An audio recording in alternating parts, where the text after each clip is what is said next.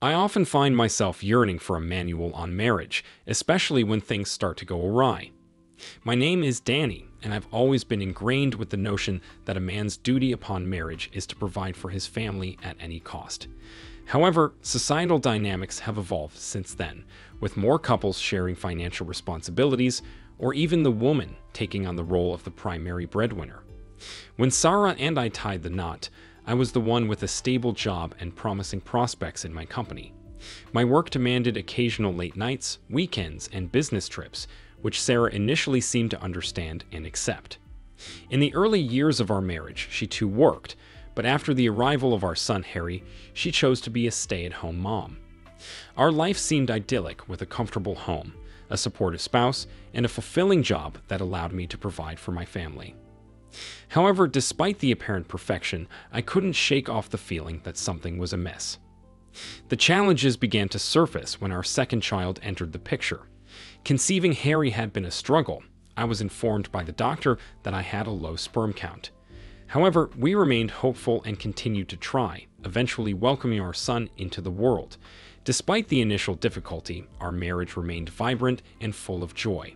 So, when Emily arrived unexpectedly 3 years later, we embraced the surprise with open arms. After her birth, Sarah and I made the mutual decision not to expand our family further, acknowledging the demands of parenting as a full-time commitment in itself. As time passed, like any couple, we encountered our fair share of disagreements and challenges, but we always managed to communicate effectively and find resolutions.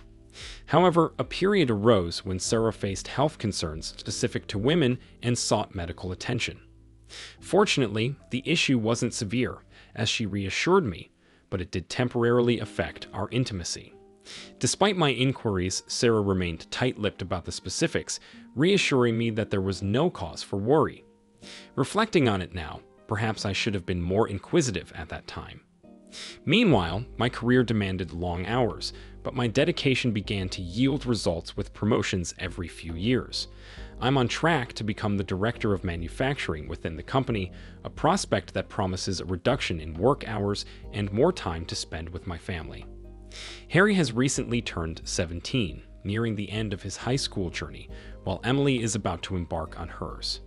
Both children excel in sports, a trait I like to attribute to my own influence. Harry shines as a standout player on his school's baseball team, while Emily's passion lies in soccer, though she also enjoys playing softball. Both excel academically and boast considerable popularity among their peers. Harry has dipped his toes into the realm of teenage romance with a few girlfriends, while Emily is just on the cusp of entering the dating scene. It's a phase of parenthood that fills me with both pride and trepidation. God help me. With Harry soon venturing off to college and Emily reaching an age of increasing independence, Sarah began dropping hints about rejoining the workforce. The idea didn't seem objectionable. After all, she had a valid point. So I agreed, stipulating that it shouldn't disrupt our family's routine. She secured a part-time position at a major department store in the mall, indulging in the added perk of an employee discount. After a few months of Sarah's return to work, a sudden cancellation freed up my day, coinciding with her shift. Seizing the opportunity, I decided to surprise her with a lunchtime visit. Knowing her placement in the jewelry department, I eagerly ventured into the mall, hoping for a chance to involve her in selecting a gift. However, upon inquiry to the young woman manning the counter, my hopes were dashed. "She's not due in until tomorrow," came the cheery response, leaving me puzzled and somewhat unsettled. The discrepancy lingered in my mind as I returned to work, unable to shake off the nagging feeling that Sarah had been certain about her schedule. Despite my attempts to focus, her absence continued to gnaw at me throughout the day. However, as the hours passed, the distraction gradually faded, and I immersed myself in my tasks. By the time the workday concluded, my thoughts had shifted to the anticipation of a tranquil evening at home. Yet, upon entering the empty house, the silence felt unsettling. Assuming the children were at their respective practices, I wondered about Sarah's whereabouts. Moments later, her car pulled into the driveway, and she emerged, dressed in her typical work attire, a knee-length skirt paired with a blouse. Surprised by my early return, she remarked, "You're home early." Didn't you mention an all-day meeting? Yeah, but it wrapped up sooner than expected. Back to the grind tomorrow, I responded, a lie slipping from my lips without explanation. Her smile remained unaffected as she explained, "Oh, that's unfortunate. I had to cover for a colleague who called in sick, ended up working a double shift." It suddenly became clear why I had lied, though the reason eluded me. "Sounds like you had a hectic day too. Are you on duty tomorrow?" I inquired. "Yes, but it should be less chaotic if our absentee colleague shows up. Let me get dinner started once I change," she replied before ascending the stairs. Alarm bells rang in my mind as I processed the realization that something was awry. Why would Sarah fabricate her presence at work? What was she concealing? Determination surged within me. I needed to uncover her true schedule. The plan formulated in my mind. Wait until she claims to be working on a day she shouldn't be, then confront her with the truth. But how could I obtain her schedule without arousing suspicion? My train of thought was abruptly halted by the arrival of my son, his greeting snapping me back to reality. "Hey, Pops," he called before darting upstairs for his evening routine. The quest for information consumed my mind throughout the night, the need for discretion paramount. It wasn't until the following morning that a solution dawned on me. Arriving at work early, I summoned John, a longtime employee who exuded a nervous energy upon entering my office. "Hey, John. Thanks for dropping by," I began, noticing the tension in his demeanor. Yeah, sure, no problem," he responded tentatively. Steeling myself, I broached the topic delicately. "I wanted to ask you something unrelated to work. I've heard your wife works at the same store as mine, and I was wondering if they might know each other." Relief washed over John's features as he relaxed slightly. "Oh, I'm not sure. What department does your wife work in?" "She's in jewelry. And your wife?" "Perfumes and colognes, I think. Why do you ask?" "I was hoping to plan a surprise for my wife, a romantic getaway, but I need to find out her work schedule without tipping her off. Would you mind asking your wife to discreetly gather that information? It would mean a lot to me," I fabricated, inwardly loathing the deception. "Thanks, John. That's really helpful. How soon do you think your wife could get her hands on it?" I inquired eagerly, eager to move forward with my plans. He reached for his cell phone, a glimmer of determination in his eyes. "I'll give her a call now. She's still at home and doesn't need to be at work until 8 a.m., he reassured me before dialing. I listened intently as he conversed with his wife, a wave of relief washing over me as he ended the call with a smile. "She'll fax over the schedule for the month later this morning." "Is that all right?" he confirmed. "Absolutely perfect. Thanks so much, John. And please convey my gratitude to your wife as well," I replied sincerely. An hour later, armed with my wife's work schedule, I couldn't help but notice the glaring disparity. She had been working significantly fewer hours than she had claimed, minus 10 to 12 per week, as opposed to the 18 to 25 she had told me.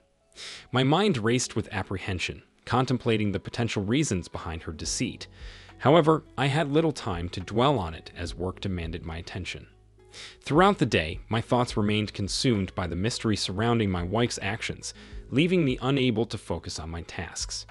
Following the final meeting, I retreated to my office, poring over her schedule and meticulously organizing the data into a spreadsheet on my phone.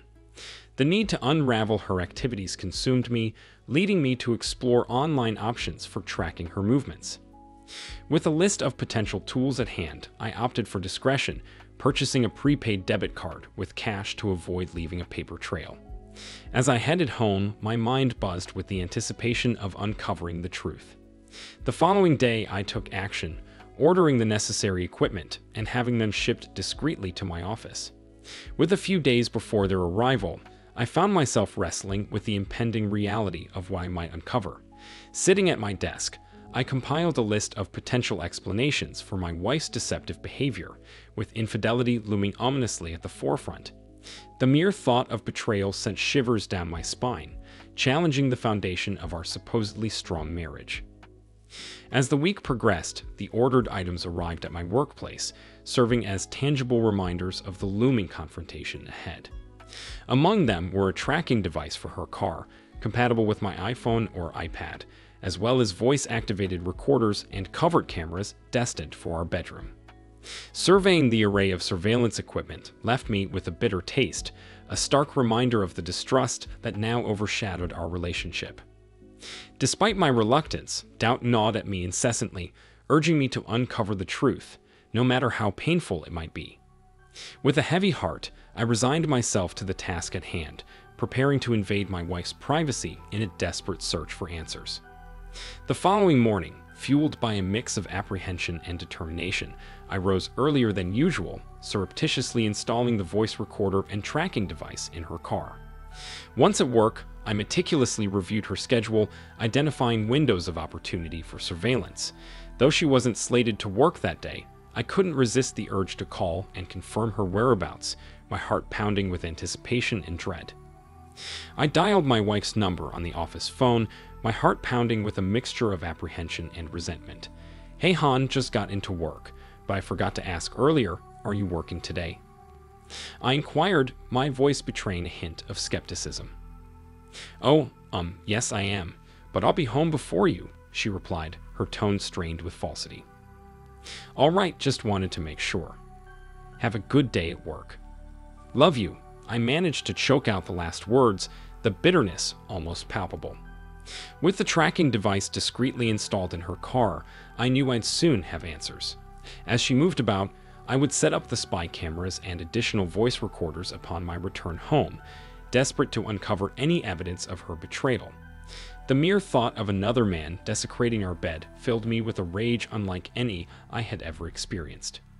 She would face consequences for her betrayal, not just toward me, but to her children as well. Throughout the morning, I kept a watchful eye on my iPad, awaiting the moment she left the house. Around 10 a.m., the tracker indicated her departure, signaling my cue to action. Crafting an excuse to leave the office, I informed my assistant that I needed to attend to personal matters and would return after lunch.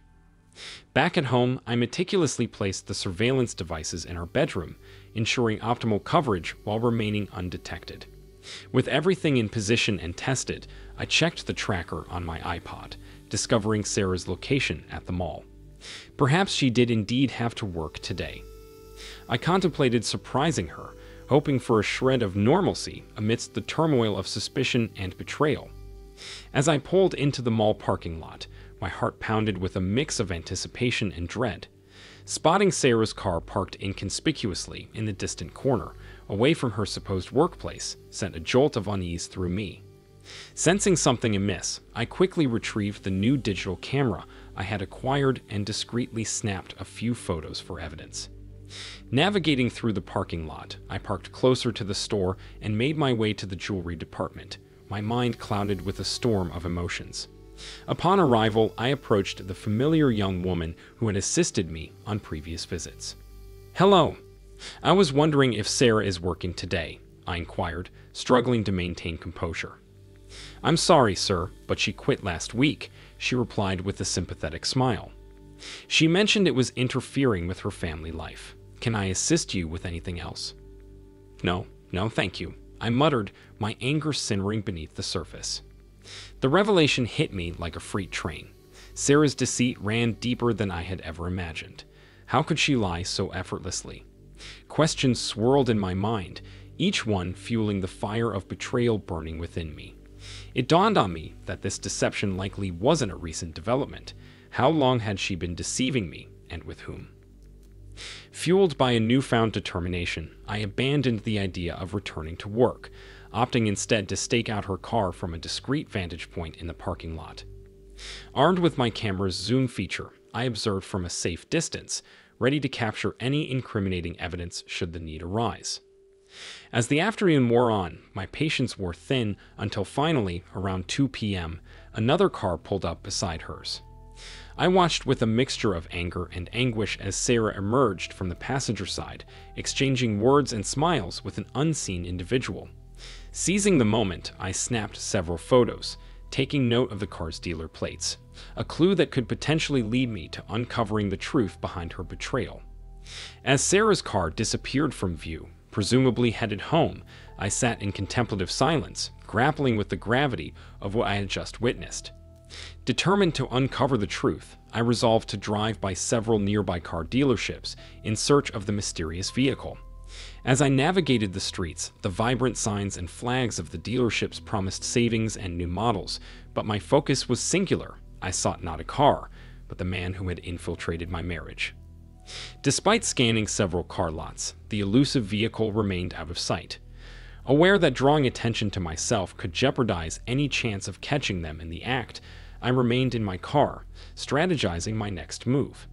It became apparent that mere sightings weren't enough. I needed concrete evidence of their affair, but the method eluded me.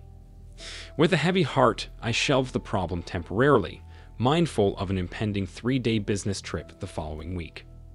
Returning home, I broached the subject with Sarah, concocting another lie to conceal my intentions. "Sorry, Han, but they'd extended our trip for the whole week. I should be back by Saturday afternoon. I hope that won't be a problem for you," I fibbed, watching her reaction closely. "No, that should be fine," she replied with a smile that sent a chill down my spine. Aware of her potential plans with her lover, I retired to bed, feigning sleep while my mind raced with thoughts of resolution. The following morning, I pushed the issue to the recesses of my mind, focusing on the tasks at hand. As the week unfolded, consumed by work, the impending trip loomed closer. On the day of departure, my son offered to drive me to the airport, unaware of the turmoil brewing beneath the surface of our seemingly normal lives. As we drove to the airport, I couldn't shake the sense that something weighed heavily on my son's mind. Sensing his unease, I gently prodded. "What's on your mind, slugger?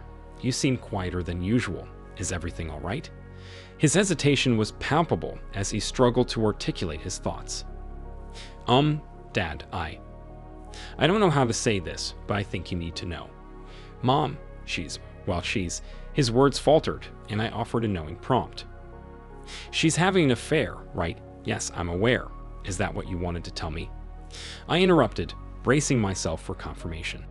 His expression betrayed a mix of surprise and sorrow. "Are you going to divorce her?" he inquired tentatively. "I'm not sure yet.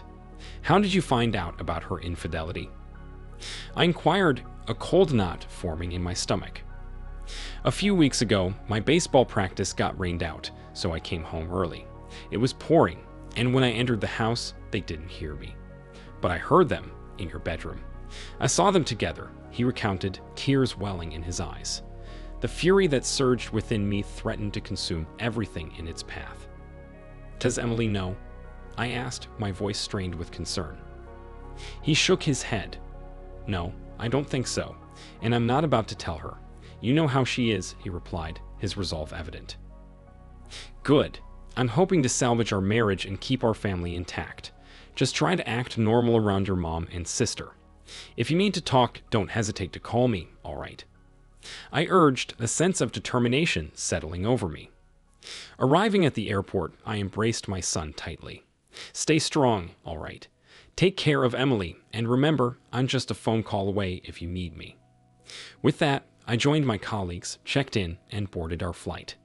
Over the course of the trip, we worked tirelessly to secure a significant deal with a new client, a culmination of days of meetings and negotiations. As we savored a late celebratory lunch on our final day, my phone erupted with a frantic call from Harry, shattering the temporary respite of our success. "Dad, you need to come home now." Harry's voice was urgent, filled with panic. "What's wrong? What happened?" My own panic began to rise. "It's Emily. She found out about Mom's affair, and, well, it wasn't pretty. You better get home." Harry's words rushed out. "Is she hurt? What happened?" I pressed, my heart pounding. Harry wouldn't divulge details. "Just get home soon, please," he urged. Excusing myself from the lunch meeting with my colleagues, I declared a family emergency and swiftly checked out of the hotel. Racing to the airport, I secured the next available flight home, every minute feeling like an eternity. Upon touchdown, Harry was there to meet me, his expression grave. "All right, what the hell happened? How did Emily find out about your mom's affair?" I demanded as we hurried through the airport. Harry met my gaze squarely. "Pretty much the same way I did, but she took matters into her own hands. Softball practice was canceled, so she came home early and caught them in bed together. The only difference is she grabbed a baseball bat and took a swing at his sorry ass. I stared at Harry in shock, unable to comprehend what I was hearing. But he grinned widely, a glint of satisfaction in his eyes. He won't be walking for a while, and I doubt he'll ever be able to sleep with women again. She what? My disbelief echoed in the air. It appears, from Emily's account before the police intervened, that they were engaged in intimate activities when she stumbled upon them. She was just as shocked and furious as I was, so she stormed off to her room, grabbed her softball bat, and proceeded to give this guy a beating. Once satisfied with her handiwork, she called 911, reporting a rapist attacking her mother and urging them to send both cops and paramedics. By the time I got home, the poor bastard was whimpering upstairs. When the cops arrived, they questioned Mom, Emily, and the guy Martin. Emily stuck to her story, reasoning that since he wasn't her father, it must be rape, and she took what she believed to be appropriate action. Harry couldn't contain his grin. "This is serious, Harry," I admonished, though laughter threatened to bubble up inside me. Upon arriving home, I found Sarah sitting on the couch, looking distraught. I enveloped her in my arms, feigning concern. "It's all right, baby, it's all right. We'll get through this. I know it's been traumatic, but with some counseling, you'll be fine," I reassured her, subtly playing into the narrative of the alleged assault to maintain her innocence in my eyes. She trembled, uttering a soft, "Oh God," before tears began to flow. Turning to Harry, I inquired about Emily's whereabouts. "She's still at the police station. I wasn't sure what to do," he confessed. I rose, pulling out my phone to contact our family lawyer. Briefing him on the situation, I requested a recommendation for legal representation, prompting him to arrange a meeting at the police station within the hour. Stepping aside with Harry, I spoke to him in hushed tones, shielding Sarah from our conversation. "I don't want your mother to know that we're aware of her affair. To us, Emily was defending against a rapist. Understand?" I emphasized to Harry. He nodded, his expression serious. "Got it." "Stay here and comfort her. I'll go get Emily and bring her home," I instructed, steeling myself for the task ahead. At the police station, I conversed with the desk officer while awaiting the arrival of the lawyer. Once he appeared, we initiated the process to secure Emily's release. Martin had expressed a desire to press charges against her for assault. I inquired whether my wife intended to press charges against Martin for rape, but it seemed she wasn't pursuing legal action. In that moment, I realized the delicate position Sarah was in. If she didn't press charges, it would imply admission of the affair, potentially leading to Emily's incarceration. Conversely, if she did, Martin could expose the truth, resulting in similar consequences for Emily. It was a painful realization, solidifying the end of our marriage. Feeling a mixture of pride and sorrow for Emily, I admired her courage in defending her mother, yet mourned the circumstances under which she had discovered the truth. As the hours passed, Emily was released into my custody, with a summons to appear in court in the coming days. Holding my daughter close as she wept, I vowed to support her through the tumultuous times ahead. "I'm sorry, Daddy, but I had to stop him," Emily sobbed, her voice choked with emotion. "It's okay, baby. You did the right thing, and I'm so proud of you," I reassured her, tears streaming down my own cheeks. "Can we go home now?" she asked, her voice trembling. "You bet, sweetie, you bet," I replied, comforting her as we left the station. Back home, Harry enveloped Emily in a warm hug as she entered the house. "How are you holding up?" he asked with concern. "Better now that I'm home," she sniffled, seeking solace in familiar surroundings. Glancing around the living room, I noticed Sarah's absence. "Where's your mother?" I inquired. "She went to lie down," Emily replied bitterly. "That bitch. When you divorce her sorry ass, can I live with you?" she added, her anger palpable. Both Harry and I exchanged surprised glances at her blunt statement. Honey, who said I was going to divorce your mother?" I questioned, taken aback. "Well, I just figured since she's been cheating on you for over a year, you'd want to get a divorce," Emily explained matter-of-factly. We were speechless, stunned by her revelation. "What?" I heard them talking before I took batting practice on him, and I don't think he'll be able to date women anytime soon, if ever," she remarked, a mischievous smile playing on her lips. I couldn't help but chuckle. "Let's hold off on the divorce talk until I talk with your mother. Why don't you guys get to bed?" "It's been a busy day for all of us," I suggested, eager to diffuse the tension. Heading upstairs, I found Sarah fast asleep on our bed, her face buried in the pillow. Opting not to disturb her, I grabbed some clothes and retreated to the spare bedroom for the night. It was late, and I didn't see the point in waking her to hear her side of the story just yet. Sleep didn't come easily, but eventually it claimed me. The following morning, I roused around 10 a.m., feeling drained. Descending to the kitchen for some coffee, I found Harry and Emily engaged in conversation at the table. Their concerned gazes met mine as I entered, and they both rose to embrace me. "You look awful, Dad. Are you okay?" Harry asked, his brow furrowed with worry. I managed a nod. "Just tired. Is your mother awake?" I inquired, hoping to address the looming issues. They shook their heads, and Emily spoke up, her tone bitter. "Not yet. What happens now? Will I go to jail?" "I'd rather be there than live with her," she spat, her frustration evident. "Emily, you don't mean that. Look, both of you, your mother loves you despite the strain on our marriage. I'll talk with her and see what we can figure out, though I'm not optimistic," I admitted, the weight of the situation pressing down on me. Suddenly, Sarah appeared in the doorway, tears streaming down her face. "Please, give me a chance," she pleaded. "I don't want to lose you or our family. Can't we talk? Can't we try to work things out?" As Sarah implored, the children's disdain was palpable. Recognizing the need for a private discussion, I discreetly handed Harry some money. "Why don't you and Emily catch a movie and grab some pizza afterward, okay?" They nodded, expressing their love for me as they left. Sarah slumped into a chair, despondent. "They hate me. My own children hate me," she lamented. "Well, what did you expect? You had an affair, and they found out. So, where do we go from here?" "Martin wants to press charges against Emily. If that happens, I won't shy away from the truth hitting the press. You need to have a serious conversation with your ex-boyfriend, and if he refuses to cooperate, tell him you'll file rape charges against him. Do you understand?" She nodded, tears streaming down her cheeks. "What about us, Danny? What about our marriage?" she pleaded. "I'll be meeting with a divorce lawyer next week. You should do the same. Our marriage, as far as I'm concerned, ended long ago. I'll seek full custody of the kids because, well, Emily might take a baseball bat to you in your sleep. Do you really want to live in fear of your own children?" I responded, my tone firm. "But they're my children. They love me," she sobbed. "Not so much after what they found out about you and Martin. Look, this is going to be messy, no matter how we handle it. I know I'll regret saying this, but it's in your best interest to consult a lawyer and explore your options.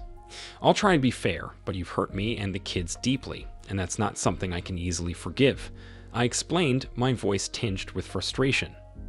Sarah broke into fresh sobs. "Danny, I don't want a divorce. I want my family back. Please help me." "Why?" "You not only cheated on me, but also on our family. The kids don't want anything to do with you now. You really messed up, Sarah, and I'm not sure if I want to stay married to you." I retorted, feeling a mixture of anger and sadness. "Please tell me what I need to do to keep our family together. I'm so sorry," she pleaded, her cries intensifying. "A good start would be for us to talk to Martin and convince him to drop the charges against Emily. Then we'll need to address why you did this and assess if our marriage is salvageable. I'm not making any promises. If you're willing to be open and honest, there might be a chance," I stated, knowing that my primary goal was to get the charges dropped against Emily. However, I had no intention of reconciling with Sarah after her betrayal. "I can talk to Martin alone. There's no reason for you to be there," Sarah said quietly. "No, we're doing this together. This involves our daughter, and as her father, I'm going with you. Do you understand?" I asserted firmly. She nodded, her head bowed as if defeated. Soon, we were driving over to the hospital to talk with Martin. I was expecting a civil conversation. As we walked into his room, I noticed his legs suspended in the air by ropes. His knees were bandaged, and one arm was in a cast, likely from trying to defend himself against Emily's blows. I couldn't help but inwardly smile, contemplating buying her a car for her next birthday, even though she was still 2 years away from getting her driver's license. Martin heard us enter and looked pretty out of it, his eyes glazed over from pain medication. "Hey, if it isn't the loving couple, come on in and see what that bitch did to me," he slurred calmly, almost as if he were drunk. "Please, Martin, we just want to talk. It doesn't have to get nasty," Sarah said, her voice trembling with nerves. I sensed her unease, but it wasn't clear why until Martin's next words. "I told you to get an abortion 14 years ago, but no, you just had to have another child, even if it wasn't his," Martin spat venomously. I turned to Sarah, incredulous. "What is he talking about? What does he mean that Emily isn't mine?" "Oh, he's just talking nonsense because of the drugs. Don't pay any attention to what he's saying," she stammered, visibly shaking. "Is that so? Well, then I suppose a DNA test will prove beyond a shadow of a doubt that she is my daughter. Maybe I should get one done for Harry as well, just to be sure he's mine too. What do you think, dear?" I seethed with anger, feeling more furious than I had ever been. Sarah ran from the room in tears, leaving me standing there. I turned back to Martin, meeting his gaze head-on. "All right, listen up, asshole. Here's what's going to happen. First, you drop the charges against Emily. Second, you stay the hell away from my family. And as for Sarah, you can continue your affair because she won't be my wife for much longer. Got it? Now you and Sarah can enjoy each other's company to your heart's content," I demanded, my anger seething. Martin began to cry, lamenting, "That little bitch has done everything to ensure I can't reproduce anymore." "Yeah, well, I'm buying her a car for her next birthday," I retorted, unable to suppress my sarcasm. Turning serious again, I asked Martin directly, "Is she your daughter?" He nodded, unable to speak. "And you and my wife have been carrying on this affair for the past 15 years. I questioned. Once again, he nodded. It was a crushing blow to my ego, and I was grateful that Sarah had left the room, or else I might have done something I'd regret. Sinking into a chair, I stared blankly into space, grappling with the realization of how blind I had been. It struck me then, the medical issues Sarah had experienced years ago, the ones she never fully explained to me. A chilling thought crossed my mind as I looked back at Martin.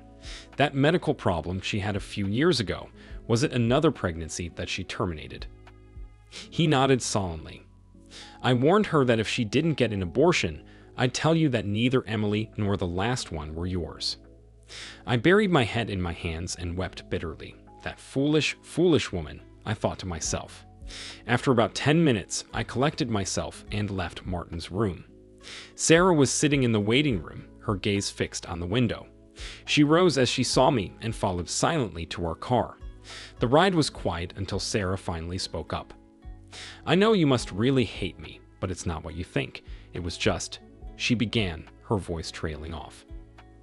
I cut her off, my voice firm and unyielding. "If you try to minimize this as just a fling, you'll find yourself in the next room with Martin. When exactly did this affair begin? And when were you planning to tell me about the abortion, or about Emily not being my daughter?" She dissolved into tears once more, but I remained resolute. "Here's how it's going to unfold, and if you don't agree, you'll face consequences beyond your imagination.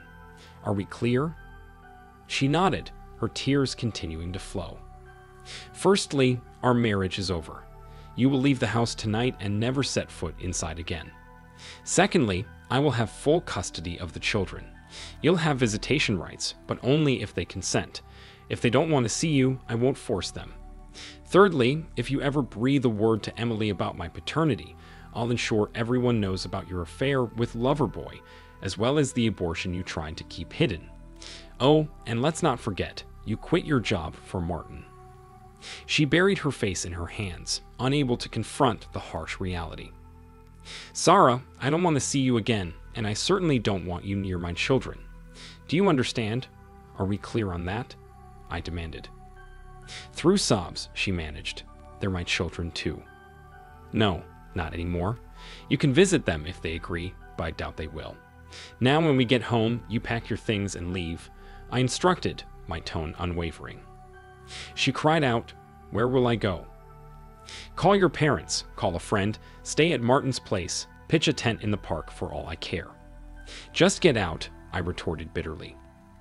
We sat in the driveway in silence for several minutes, the weight of the situation heavy between us. After a tense silence, I couldn't bear it any longer. "Why, Sarah? Wasn't the family we built, the beautiful home, enough for you?" She remained seated, her voice barely above a whisper. It meant nothing to me. He was great in bed, and then he started blackmailing me after Emily was born. "I do love you. Can we at least try to?" I cut her off, my voice thundering with rage. 15 years, Sarah. You cheated on me for 15 years, and now you want to work it out. Get your belongings out of my house now. I stormed out of the car and marched into the house. A few minutes later, Sarah followed, silently packing her things. An hour passed, and she had her bags and boxes ready. She loaded them into her car that returned to the house. "I'll need to come back for the rest. I'll be staying at my parents'. Can I call you to arrange a pickup time?" she asked softly. I nodded curtly. "You've destroyed something good, Sarah. I hope you realize that." Without a word, she left. About 2 hours later, the kids returned, surveying the changed atmosphere. "Where's Mom?" Harry inquired. "She doesn't live here anymore. I told her I'd get custody of you two, and she could have visitation if you agreed to it. I'm sorry, but our marriage was beyond saving," I explained. Emily approached me and hugged me tightly. "Thank you, Dad. We love you." "Are you okay?" Harry asked, concern etched on his face.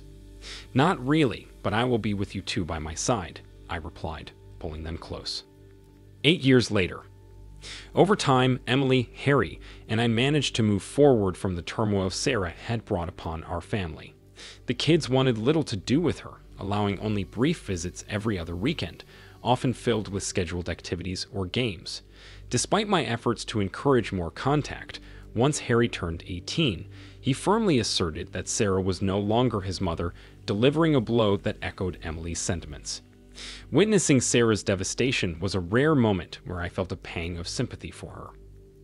Martin was eventually released from the hospital, dropping all charges after a stern warning from me regarding potential repercussions. He now relies on a cane, with rumors swirling that his vitality has been irreparably damaged, even with medical interventions. It's a fitting outcome, considering the pain he caused. At Emily's urging, we underwent a DNA test which confirmed she is indeed my daughter. The relief we felt upon learning the truth was palpable, and we held each other tightly, shedding tears of both joy and release. Yet lingering in the back of my mind is the haunting question: was the child Sarah terminated also mine? It's a question that may haunt me forever. Sarah eventually settled with her parents for a while, securing a full-time job before eventually relocating out of state, and we gradually lost touch. Despite this, she still sends birthday and Christmas cards to the kids, but they always return them unopened. Harry earned a baseball scholarship and enrolled in a prestigious university, while Emily pursued her dream of becoming a nurse at college. Both are thriving academically and have begun dating. Harry has found a steady girlfriend, whereas Emily jokingly remarked that she wants a partner just like me, though I believe she deserves someone even better. It took me several years to muster the courage to date again, but eventually I met a wonderful woman with whom I share a fulfilling relationship. Marriage isn't on the horizon, and I'm content with that. The pain of the past still lingers, but with each passing day, it diminishes, thanks in large part to the love and support of my children. Thank you for watching this video to the end. If you liked it, please like it and subscribe to the channel. See you soon.